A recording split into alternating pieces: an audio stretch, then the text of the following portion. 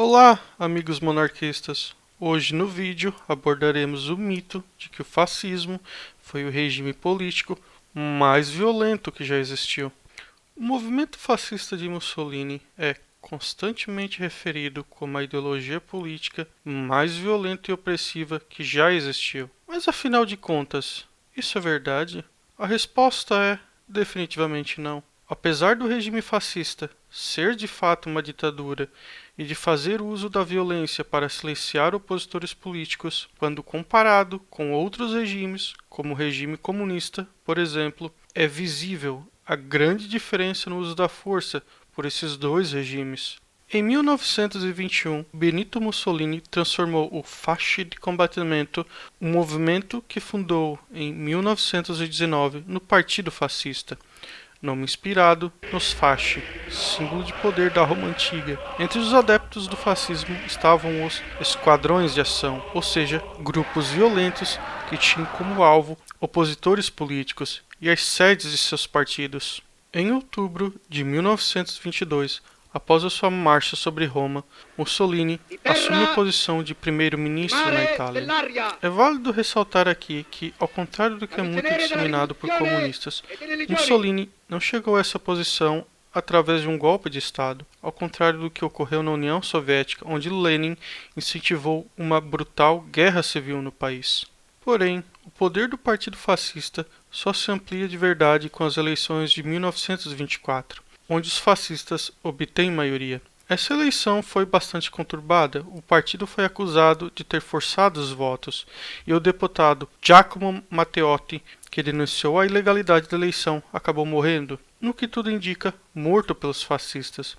Durante os anos de 1925 a 1926, Mussolini modifica as instituições já existentes na Itália e cria outras novas, facilitando muito a perseguição de opositores políticos. Mussolini retirou o poder do parlamento italiano e ampliou seus próprios poderes de primeiro-ministro. Apenas o rei tinha autoridade para barrar suas propostas. Mussolini também criou 3 novas instituições. O Grande Consiglio del Fascismo.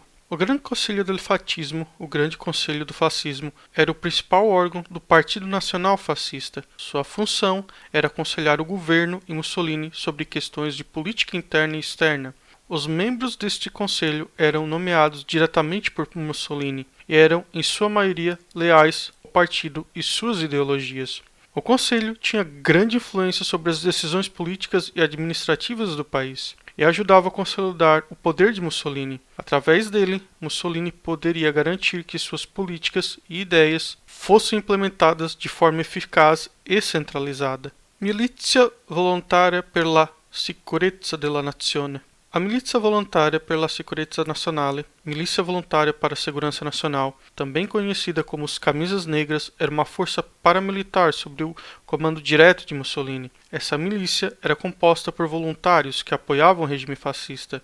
Seu principal objetivo era manter a ordem e a segurança dentro do país, mas também atuava para reprimir e perseguir opositores políticos. A milícia teve um papel crucial na intimidação e eliminação dos adversários do regime, usando métodos violentos para silenciar qualquer forma de dissidência. A Podestá. A Podestá era um cargo administrativo municipal que substituía o prefeito tradicional. Nos municípios, a Podestá era nomeada diretamente pelo governo fascista, garantindo que as autoridades locais fossem leais ao regime e às políticas de Mussolini. A centralização do poder na mão da Podestá permitia ao governo fascista controlar de maneira mais eficaz as administrações locais, garantindo a implementação das políticas fascistas em todas as regiões da Itália. Essas mudanças deram a Mussolini meios não apenas para mudar a política italiana, mas também valores, comportamentos e ideias. O regime passou a proibir a circulação de ideias que fossem críticas aos ideais fascistas. Mussolini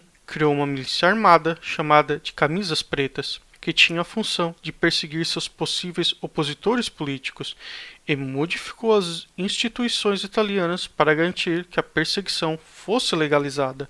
Mas afinal, quão grande foi essa violência quando comparada com outros regimes? A prática da violência dos fascistas inclui ataque a sedes de jornais, brigas de rua, assassinatos, invasões de fábrica e encarceramento. No total, estima-se que durante todo o regime fascista tenham sido encarcerados em torno de 50 mil pessoas por crimes políticos. É válido lembrar que o uso da violência não é exclusivo do regime fascista italiano. Hitler, na Alemanha, fez algo similar com a Gestapo, a polícia política alemã. Porém, se analisarmos o caso soviético, é de longe o mais grave. Por exemplo, Stalin chegou ao poder após os comunistas terem iniciado uma brutal guerra civil dentro da Rússia. Estima-se que apenas nessa guerra tenham morrido aproximadamente 6 milhões de cidadãos russos, sendo uma das piores guerras que a Rússia já enfrentou. Stalin, assim como Mussolini e Hitler, também possuía uma polícia política, a KNVD.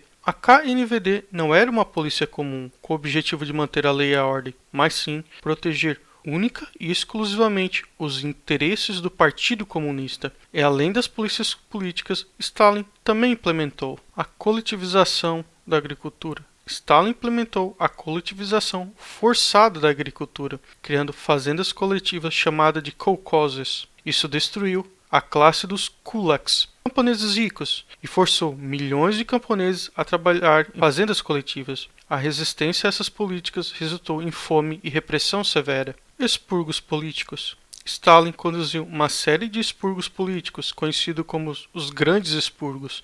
Durante a década de 1930, eliminou membros do Partido Comunista, militares, intelectuais e qualquer pessoa considerada uma ameaça ao seu poder. Milhões de pessoas foram presas e enviadas a gulags, campos de trabalho forçado, ou executadas. Planos quinquenais. Stalin introduziu os planos quinquenais para industrializar rapidamente a União Soviética. Esses planos centralizaram a economia e eliminaram qualquer forma de propriedade privada. A implementação desses planos foi brutal. Os trabalhadores forçados a cumprir metas impossíveis sob ameaça de punição grave. Controle sobre o Partido Comunista. Stalin consolidou seu poder sobre o Partido Comunista, eliminando os rivais e centralizando o poder em suas mãos. Ele usou o partido para implementar suas políticas e garantir que todos os níveis de governo estivessem alinhados com suas diretrizes. Propaganda e censura. Stalin usou propaganda massiva para promover sua imagem e políticas. Ele controlou a mídia e censurou qualquer forma de dissidência. A propaganda retratava Stalin como um líder infalível e glorificava o regime comunista. E até sua própria secretária, Lídia Petrova Semyonova, foi enviada a um gulag mesmo estando grávida. Na Ucrânia, estima-se que Stalin tenha assassinado, através de fome forçada, aproximadamente 4 milhões de ucranianos no terrível Holodomor. Mas o pior caso são os terríveis gulags, os campos de trabalhos forçados para opositores políticos do regime comunista. Os campos de trabalhos forçados de Stalin se assemelham muito aos campos de trabalhos forçados usados pelos nazistas na Segunda Guerra Mundial. Estima-se que Stalin tenha enviado a esses campos cerca de 30 milhões de cidadãos soviéticos, um número muito superior. Ou seja, o regime comunista foi, sem sombra de dúvida, muito mais violento e opressivo que o regime fascista.